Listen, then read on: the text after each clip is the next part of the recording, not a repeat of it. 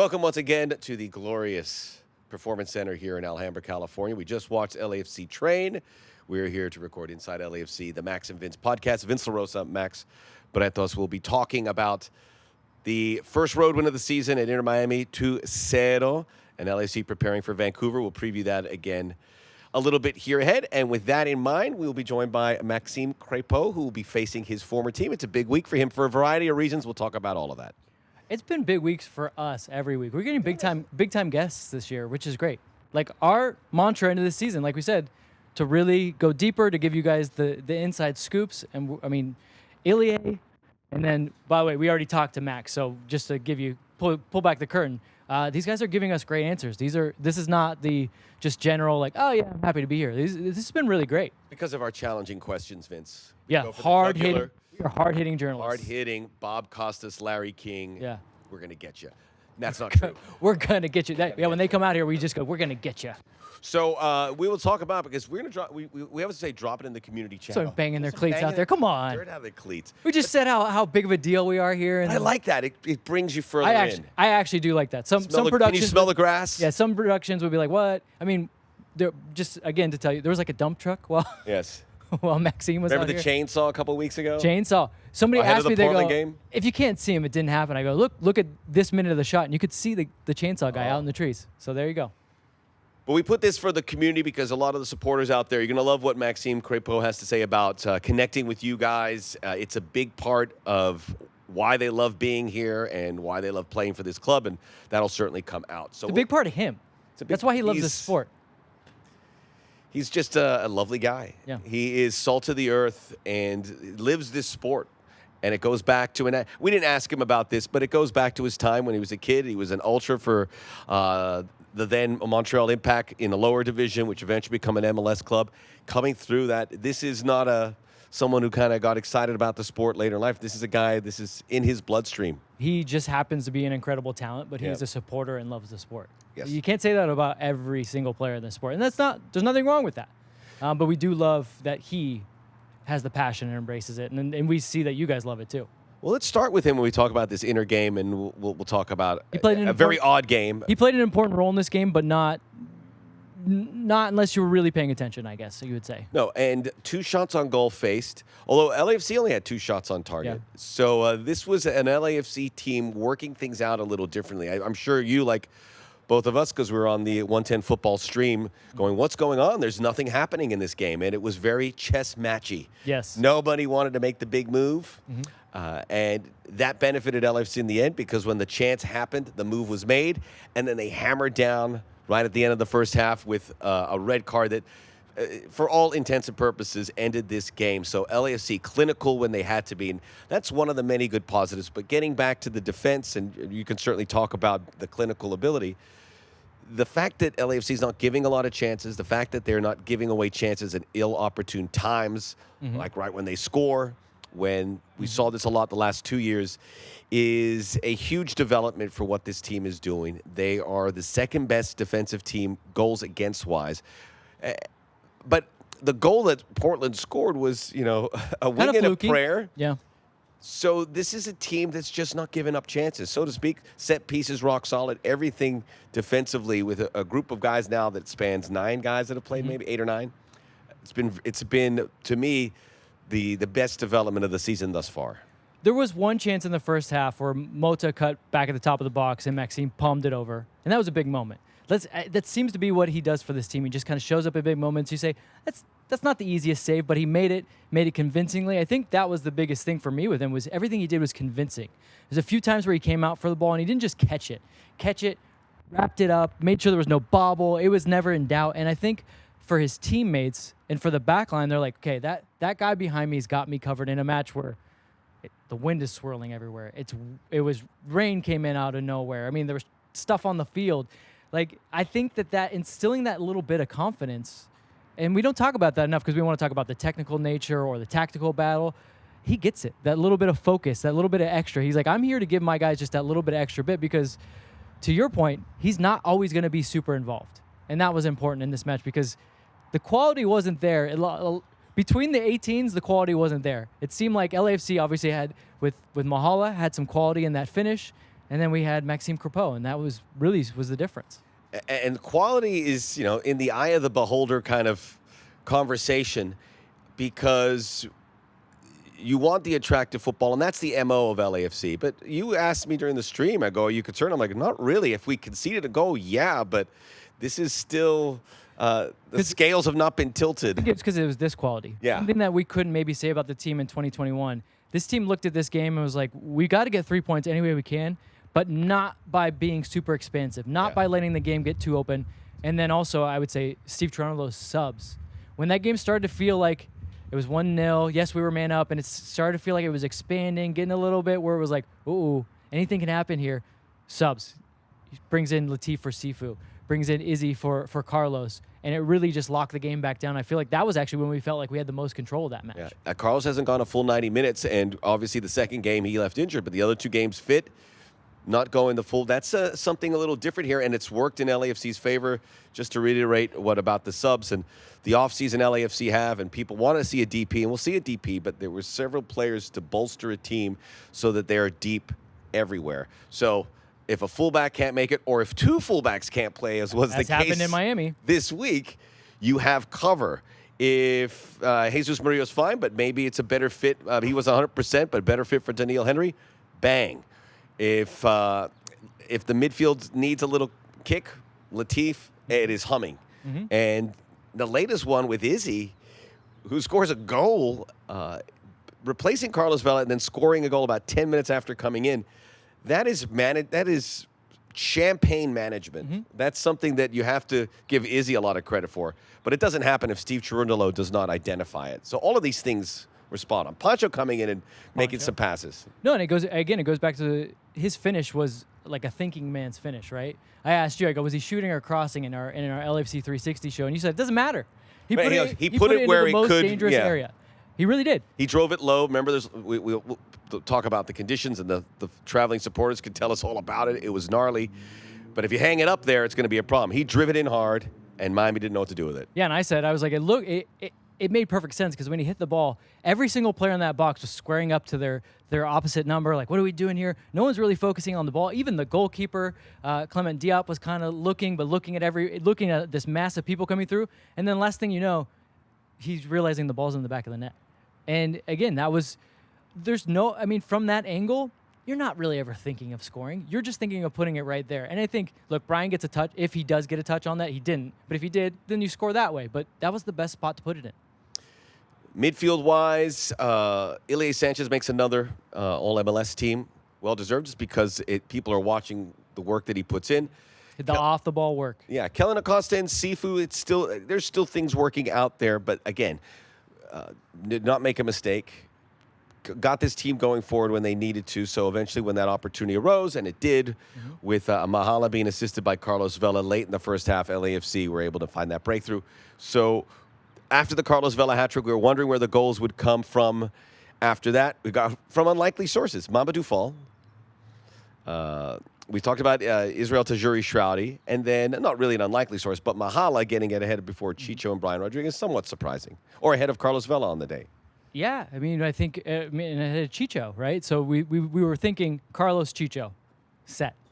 But you know that's not how this league works. You need production from all areas, and again, I'm just going to keep comparing 2021 to 2022. That's what we lacked last year. We were just crying out for goals. Like at points in 2021, even though Chicho was scoring, we were like, please, could anyone help him out just a little bit? Because we needed more than 1 goal a game, which he was good for, pretty much 1 goal a game. But you need 2, 3 goals, as we've seen in this league. I mean, our defense has been better. We only really needed 1 in that game. But you need to put games away. You need to put teams away, especially on the road. You want to put them away. You want to get out of there, get on the plane, and say, that was it.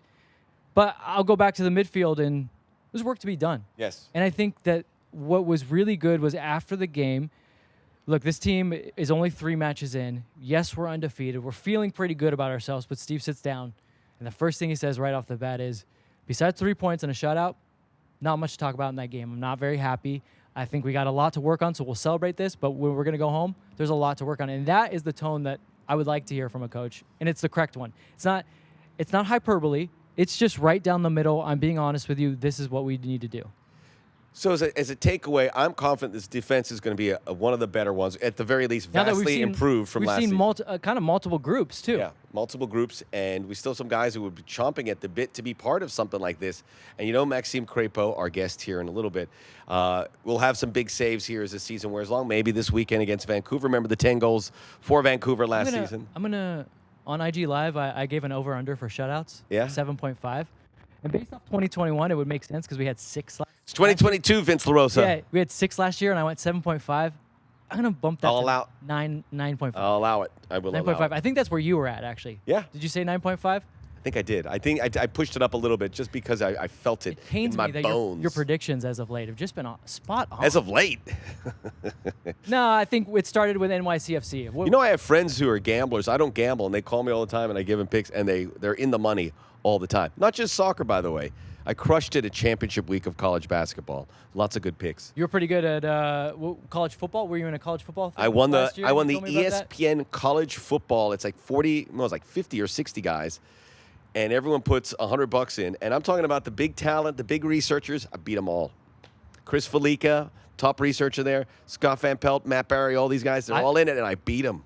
Wait, you're actually allowed to talk? I thought you had like an NDA. You couldn't let that out. I'm not sure. I didn't sign anything. It's out. Okay. But we're all doing it. We have a good laugh because we're trying to stay in touch. We're talking about Mahala? Yeah, so let's move up forward. Defensive solid. Midfield, some work to be done. But it's tough to gauge in that match. Okay, to be but honest. let me put it this way. Because of the nature of that game, and we're all frustrated, like, I'm willing to let the work be done here and kind of push it along to the next game because the result was good, because the result was convincing. It was a little in doubt, but you know, LAFC had a handle of that. And the way they've been playing, you feel confident they're not going to leak a goal, which they did not. So the midfield's certainly room for improvement, but it'll get there. And they were able to perform as a group to make sure there was nothing leaky. And it really was just going forward, right? Quality going forward because, look, Ilya Sanchez makes that team of the week because of what he did covering in behind, and that's a group effort. I know Ilya, if he sat here, would say, look, I base my positioning off my teammates and what they're doing, the pressure that they're getting on the ball, and he just he moves side to side to kind of snuff out or delay. Delay is big for this team, to delay opportunities to help his teammates get around the ball. They can win it back. I mean, we didn't feel worried about the team at all. I mean, our press was actually pretty good. That's why I think we're a little disappointed because we actually won the ball 30, 40 yards from goal a lot and just did not have the quality on the day to get forward. So but again, the conditions were horrible. It was swirling around. So I'm willing to give them a little bit of break here, but we're still kind of waiting for that midfield to really boss a game. Yeah, it's coming. Speaking of conditions, the gnats, have you noticed I know, them? it's getting at me. Got some gnats floating around here. Good. Tis the season. Once it gets warm, spring forward, baby. Yeah, and you get a little sweaty, those gnats really get at you. Let's talk about the attack. And there's going to be people saying, why is Chicho starting? Why isn't he scoring goals? Brian Rodriguez, why is he not scoring goals? And then you have Mahala, who did score a goal and gets his second start of the season. I don't know if we'll get a chance to talk about Brian or Chicho. I'll talk about quickly. Chicho's getting there. You can feel it. And Brian, to me, outside of Carlos, because of the hat trick, has been our best player in my estimation. He got the play to pick up the red card. He got the play to set up Mamadou Fall on the assist against Portland. 90 minutes, 90 minutes, 90 minutes. There's something brewing with Brian Rodriguez that you cannot deny. The goals, hopefully they come this weekend. I'm pretty confident they will come, but the play across the board, the way he's at training, vocal, engaged, this is a different Brian Rodriguez than we may have seen in prior years because he wasn't here as frequently. No, I'll go back to Brian, but before I do, those people that are like, why is this happening? Why is that happening? You can say that all you want, but when you get the results, Steve puts in Mahala scores the goal that is technically considered the game winner. So you could say, why is this happening? These are managers' decisions, and it seems like he's getting them all right. So if that continues to happen, I mean, what can you do? He's here for training. He sees how they're playing. He's plugging in all the right buttons. The substitutions, I think we can say, have been great, and they've been timely. So tough to question that. But to Brian, yeah, I agree with you. Look, the goals haven't come, but let's say Breck Shea doesn't drag him down. He's 1v1 with the goalkeeper. You would have bet on him to probably finish that, right? So what I'm really liking about Brian is just the resiliency, the understanding of when to make the pass. He's still getting off. What would you say? He has the most shots on the team. Yes. And he's near the tops in the league in shots. So he's creating his own shot, which is a big deal in this league. Yes, the goals aren't quite coming yet, but he's doing the little things off the ball. That, again, I'll go back to I'll take it. Yeah, I'll go back to results like that, you take it. That run, to run ahead of the ball, and we thought that was going to be Mahala's role. But if he's running ahead of the ball, you got Carlos playing as more of a false nine, dropping deep and then creating that space through the center. If Brian's recognizing that run, I'll take it all day. Either get the red card, get the goal. We'll take that all day. And that's something that Brian didn't quite do enough. We kept saying, hammering over and over again, make it easy on yourself. Yes, you're supremely talented. Yes, we know that you can take a ball from the 18, beat 4 guys, and roof it. But you're not going to do that every week. What you can do every week is put yourself in successful positions to maybe get a tap in, maybe get something easy. And he's finally doing that, and he's doing it consistently, and I think that bodes well for the rest of the season. And Mahala, to put a comparison, doing the work that Diego Rossi would normally do in that kind of position. We saw the data from Elliot McKinney. And he had like the top 10 players with runs in the box. Mahala's in there. And there's a lot of runs in that area, and they're different. And Mahala is seizing an opportunity, obviously training very well, recovered from that injury because the speed is there. It's there for everyone to see. And the finishing there on that goal, Vela-esque. It looked like Carlos Vela. It's no longer a fluke, right? Like I said, after the Cruz Azul game, you could say, wow, that's a heck of a strike for a young kid. Nothing to lose. That's great. I mean, now that we see this finish on Miami, that's no easy finish to open your body up and finish in the top corner like that. And like you said, you thought it was Carlos for a second. Could easily been. I mean, that was that type of finish. So I think, and we've got extra data points from our soon guest, Maxime Crepeau, when we asked him, who surprised you? He goes, Mahala's got quite the shot on him. Yeah. So if he's saying that, I'm going to take his word for it. The depth that whatever happens in the attack now, you have Mahala has given that flexibility because you know that he can pop in there. Maybe Danny Musovski pops in there as well. He has come in. Has a goal now? Izzy has a goal. He could certainly get in there. So we go Chicho, Brian, Carlos, and that should be the trio. But if you need a specialist, if you need a little change of pace, you've got it. There's going to be games for these guys throughout the season. And we already saw with Carlos, who did get to play this weekend. Injuries happen, international duty happens, things happen, COVID happens, all of that stuff's there.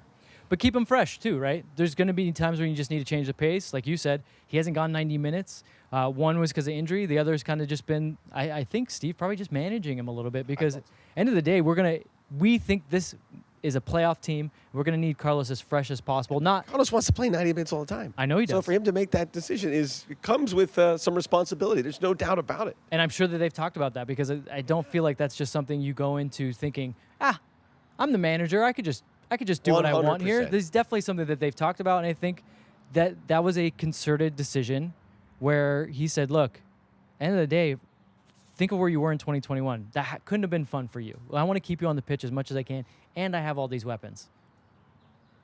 Don't worry about it. The team will help you out. And boy, did they ever. Think about the optics from Vela to see the guy that replaced him put that goal in. That's huge. Let's talk Vancouver. Yeah. Going to be a tough one. I was watching their highlights of Houston. This team has got enough quality there, and a lot of the guys that haunted LAFC, Christian Dahome, Ryan Gauld. Ryan Gauld really impressing me in these early games, even though Vancouver has struggled. But Ryan Gauld is going to be the danger guy in my estimation.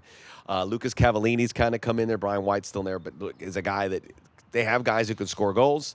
Obviously, they don't have the goalkeeper, which is a good benefit. Yes. So when you look at the game plan, you already are flying high for your LAFC because you have the advantage there because you have the best goalkeeper that used to play for them. But this is a team. It's a legit Western Conference opponent. We've logged enough games with them. They have the momentum from last season. At home, after being undefeated in 3, I think in normal circumstances, you say Whitecaps, 3 points. I think I'll be very cautious here. The LAFC will be aware of that. But this is a team. I think in the West, it's going to be really hard to procure points from anyone. The teams like Vancouver and Real Salt Lake we thought would struggle. I don't think that's going to be easy games for anyone. Yeah, Austin, it's not going to be easy. Yeah. Vancouver's changed some pieces, and I think they've been very unlucky. In a lot of ways, this is similar to the Miami game where you're like, this is a team that's been kicked down a little bit, and you're expecting a reaction, so you really got to make sure that you're up to their level from the start. But I think Vancouver obviously has that much more quality, so they're that much more dangerous. You and I looked at the first 6 games. When the schedule came out, we looked at the first 6 games. We said, whoo, it's a tough first 6 games. You had, I believe, let's see, you have Colorado. Two Florida trips. Colorado, a playoff team. Vancouver, a playoff team. Orlando, a playoff team. Galaxy, not a playoff team, but that's the Galaxy. You have 2 cross-country trips. We said, if they can get through these first 6 games with, I think we said even maybe like 10 points. We're already at 7. They could get here. They have 7 and 3. We did say. it's a very good start because we thought for a new group, new coach, those first 6 games were going to be pretty tough with the competition. And this, again, it's another game to play against a team where you can learn something about your team, maybe win a game in a different way. Have your veterans say, look, this is another type of game that you're going to get in this league. And I think it's an important one, as you've pointed out, this game and then a break. Always want to go into the break rolling. Hey, this is new for MLS. Proper international break. Proper international break. You're at home. You want to go into the break rolling. Right. For the dozens of players that are going to be on international duty this window, they're not missing games. That's huge. So kudos to the league. They knew why we have an early start, why we finish early, because the World Cup coming up, they still manage that. So every coach is going to sign off on that one. Should we set? We're setting lines here. Should we reset the line maybe for points in the first 6 games? I'm going to go to a 10.5 or 11. You should go to 11. 11. Any chance you have a chance to go to 11, Max? All the way up. That should be your MO. All the way up. Where do you go from here? Nowhere, exactly. Yeah, so 7 points, 3 games remaining in those first 6, so you could get up to 13. Yeah, I think 11. Here we go. So it's a big game here Sunday. I'm very excited. It's our first broadcast. I think I'm the last broadcaster to be activated in MLS. That's a testament to how in demand LAFC is. Right. First 3 games on national TV. Finally, I get to But it gave you guys a lot of time to plan. I hear the show coming up this week is going to be no very pressure. Good. Yeah, no pressure. Yeah, you don't. You thrive under the pressure. So check out the LAFC social handles. Some big news about where you can see those games. But it's really good news for everyone here, and it's certainly for me, where we can make a better connection to the fans, because we know not everyone can come to the stadium at home games, and obviously not everyone can travel for away games.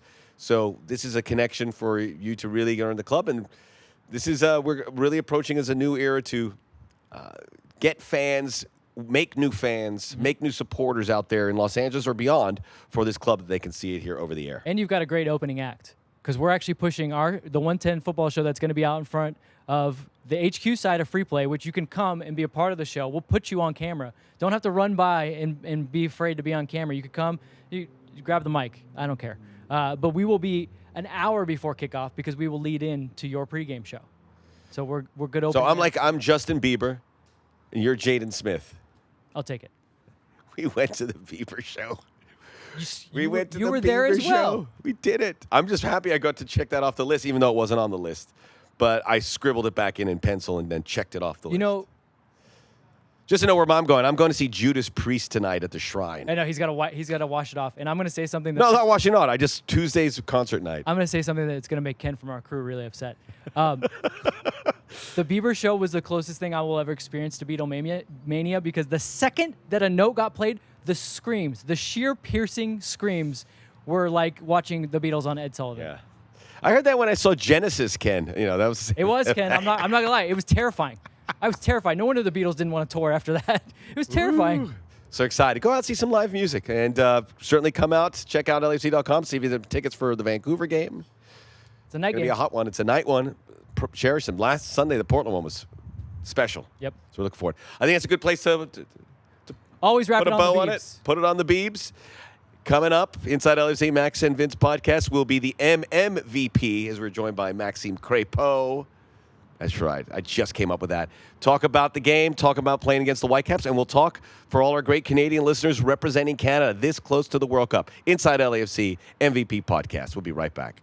We're back here on Inside LAFC, the Max and Vince podcast. Always thrilled to welcome in Maxime Max Crepeau, coming off the triumphant victory in Miami. Has to feel good. I got to ask you about the weather, though.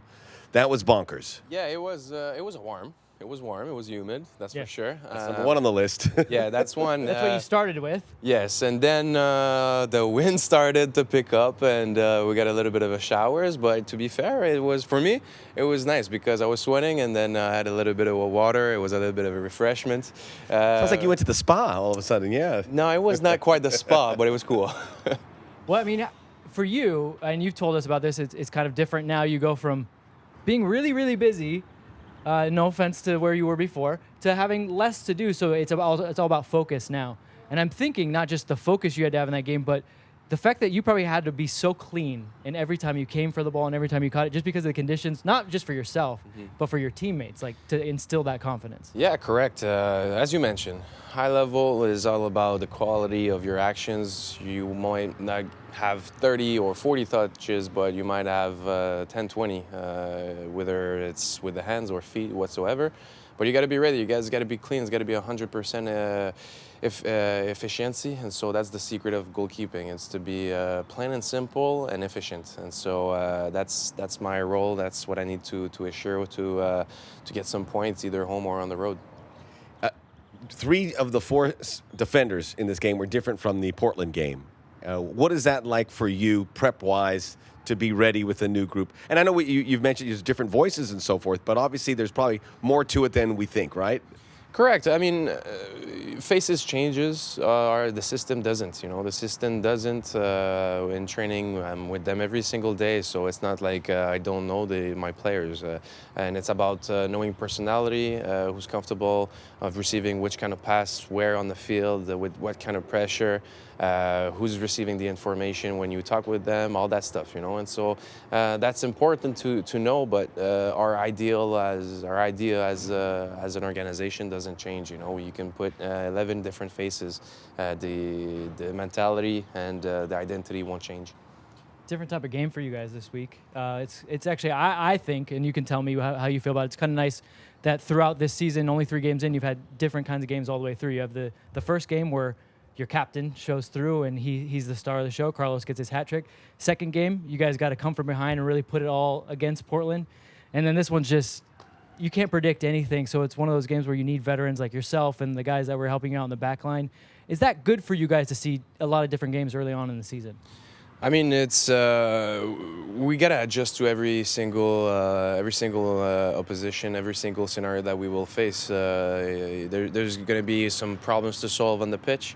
Portland, we're down 1-0 and we're not chasing, I would say, but we're pushing to get an equalizer all the way up to the added time. And then Miami, where we were up a man, but we didn't quite connect the possession that we're looking to be, where we lacked a little bit of tactical and excellence and some quality on the ball. These simple passes that we have to find, we didn't. But in the meantime, most important was the 3 points, yes. And then we learned from that game. We learned from that game because it was our first road game.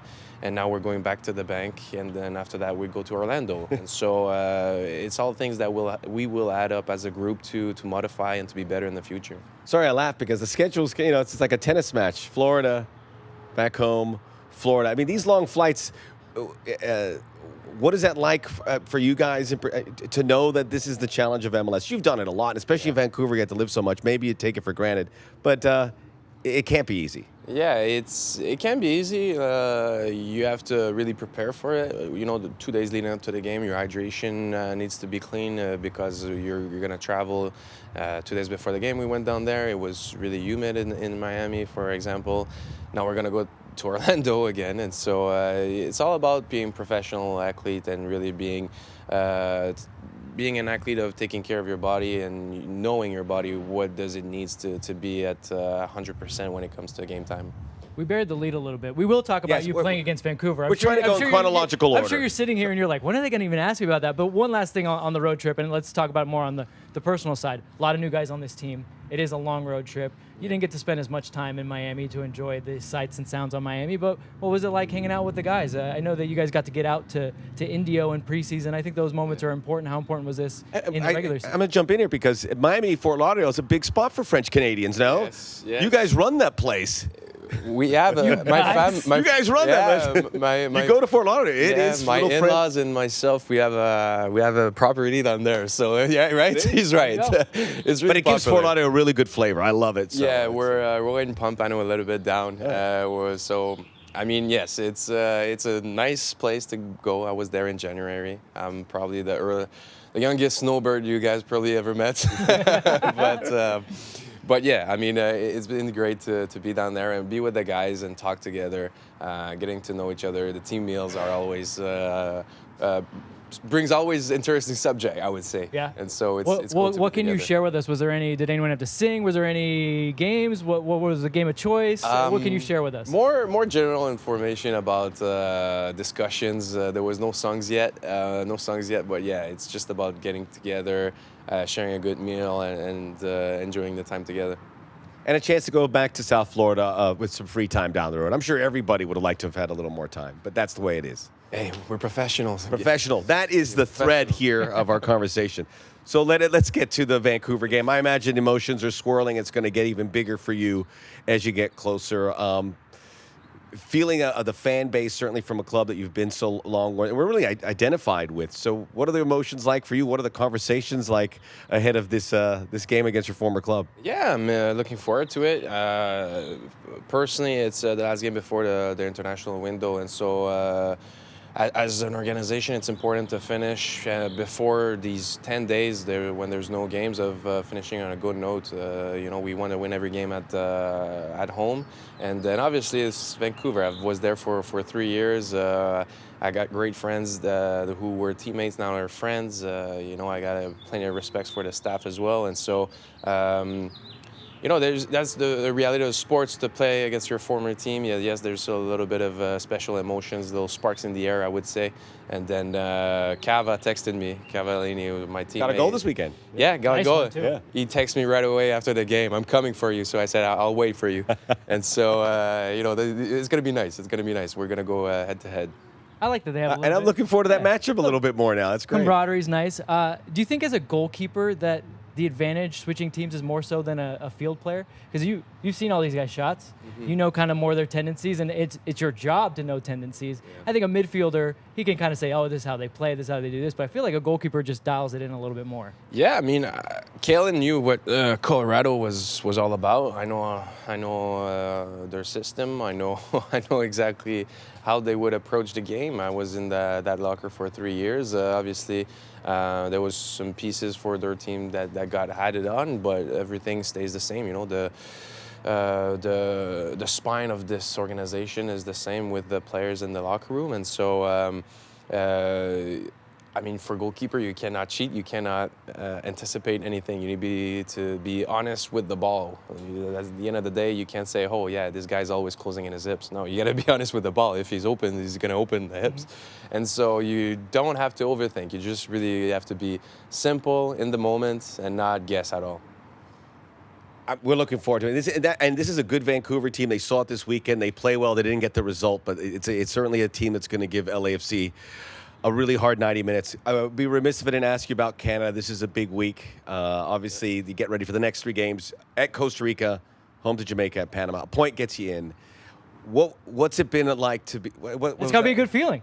But what's It's it? amazing. Yeah. Well, It's last not time- done, but it's amazing. The understand, last time we talked to him, remember, we said, you're in. And he goes, I can't say that. You guys can say that. I know. We probably can't get it. But the next time we see him, he might be able to say that. Next time we see each other, we'll say, all right, guys, we're going to Qatar. But hopefully. We'll have to redo this in a week, but the conversations have to be something, because this is a generational thing since 1986 to be on the cusp, what it means, not just to you, but to your family, to your friends who have followed this sport, who've been involved in this sport. I can't even gauge it, because 1986 was a long time ago. Correct. It's a group of guys that have been together for 4 years, and 2 years ago we started that process of qualifying. And fast forward right now, and we're 1 point away to get in that plane to Qatar. And so when we first started the qualification, it seemed so far away, and now that we're there, we're like, oh, guys, we're grasping the moment. And you mentioned it, the generations to come will be affected by the fact that, knock on wood, we'll have 1 point out of the 3 games that we'll go to Qatar. But the mentality of our group right now is to be undefeated for the 3 more games. We are right now. We have 3 more games to go. We want to win all the games, that's for sure. That's the objective. But we said it that before we started that round of qualification, we'll be undefeated. Wow. You're almost there. Well, you've said it, that swagger. Canada's got a bit of swagger, and it's not enough to just qualify. You guys want to go undefeated, and then I'm sure the next step is you want to be top of CONCACAF. Correct. It's closing the gaps with, in CONCACAF. You got the U.S. and Mexico that are closing the gaps. That's the number 1 spot, is to be top of CONCACAF after that. And eventually being to Qatar, knock on wood, guys. I can't. He doesn't have a wooden No, head, hey. by the way. We get it. We get it. Yeah, exactly. And so after that, it will be to get out of the group down there and so on. It's we're never satisfied with what we have. It's in our nature. We always want more, and we're we're humble. We know that where we're from, the work that we've put in, and where we want to be. And so that's the mentality of our group. Well, we can't wait to have you back when that moment's had and hear the stories in such a seismic moment for Canadian soccer. And I've spoken to you, I've spoken to Daniil Henry, I've spoken to Junior Hoylett. They all said the same thing. Hey! So you guys, the message is thorough. Yeah, our head on the shoulders and 2 feet grounded. Maxime Crepeau, real quick, but connecting with the fans. I'm sorry, I meant to ask you that. And we saw it there in the Miami game where you did the LAFC. Why has that been such a priority I for don't know, you? opponents feel. I want to say it was Yeah. kind of ballsy. I like it. Of Kind of course, ballsy, though. our supporters traveled across country. Never left the stands either when it got Exactly. crazy. I saw the Exactly. Portland game. You greeted everyone. This is really important to you. Yeah, it is. It is. I don't think everybody in the league who has the chance to have amazing supporters like we do. And when you've been around the league, you know exactly like I would say the hype, the proud, the excitement, the passion that our fans and supporters have, 32, 52s plus everybody that goes into the stadium on game day. You really sees what it's about, and it's important to recognize that and to bond. I've said after the Colorado game, the Banc of California, I said it's important to bond with them right away and to carry that up until the last game of the season. And home or away, we need to recognize that. We need to recognize that because they are a part of what this club is about. I'd love to hear that. Maxime Crepeau, everyone's favorite these days, and for good reason. Best of luck this weekend against your former club. Best of luck with your national team as well. We'll talk to you soon. Thank you, guys. And that wraps up another Inside LAFC. Another great episode of Inside Another LAFC. great episode. My favorite day of the week recording this here at the beautiful Performance Center in Alhambra, California. Please rate, review, subscribe, tell a friend, and we'll be back again next week. Have a good one. Yes! They knocked on the door, and they finally kicked it through.